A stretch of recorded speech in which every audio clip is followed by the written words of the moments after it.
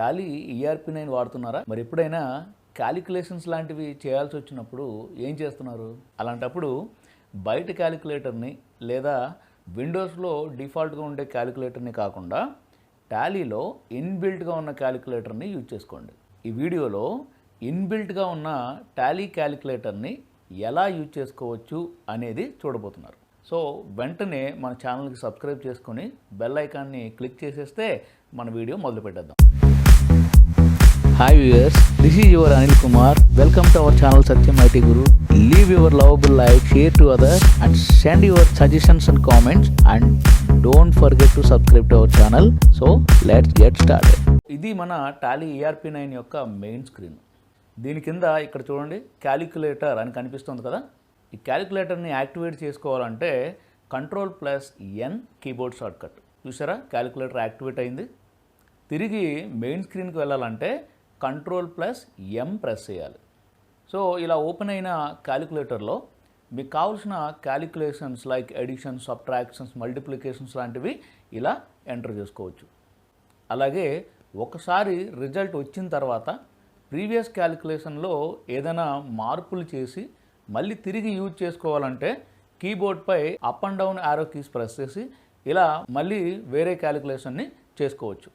అయితే ఇక్కడ వచ్చిన రిజల్ట్ని మనం ఏదైనా లెడ్జర్ బ్యాలెన్స్ లాగా లేదా వోచర్లో ట్రాన్సాక్షన్ అమౌంట్ లాగా ఎంటర్ చేయాల్సి వచ్చింది అనుకోండి. ఫర్ ఎగ్జాంపుల్ ఇక్కడ నేను మెషినరీ వాల్యూ 50,000పై 12.5% డిప్రిషియేషన్ ఎంటర్ చేయాలనుకోండి.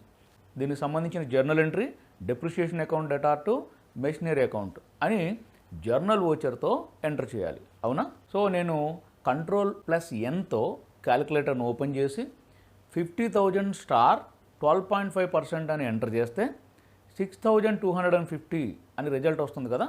నేను ఈ వాల్యూ గుర్తుపెట్టుకొని మళ్ళీ Ctrl+M ప్రెస్ చేసి తిరిగి వోచర్ ఎంట్రీ స్క్రీన్ యాక్టివేట్ అయిన తర్వాత ఇక్కడ బై డిప్రిషియేషన్ అకౌంట్ అని 6,250 తర్వాత 2 మెషినరీ అకౌంట్ అని ఇలా నేను మాన్యువల్గా ఈ ట్రాన్సాక్షన్ ఎంటర్ చేసుకోవాల్సి ఉంటుంది. కానీ దీనికన్నా ఇంకొంచెం బెటర్గా చేసే మరో పద్ధతి ఉంది. అదేంటంటే ముందుగా క్యాలిక్యులేటర్ని ఓపెన్ చేయకుండా డైరెక్ట్గా వోచర్లో బై డిప్రిషియేషన్ అని ఎంటర్ చేసి తర్వాత ఈ న్యూమరిక్ ఫీల్డ్లోకి రాగానే Alt+C ప్రెస్ చేస్తే క్యాలిక్యులేటర్ ఓపెన్ అయిపోతుంది.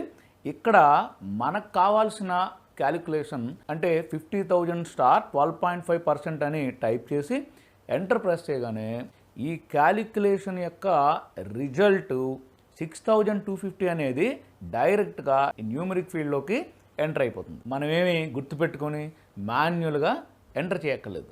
ఎలా ఉంది ఈ ట్రిక్? బాగుంది కదా.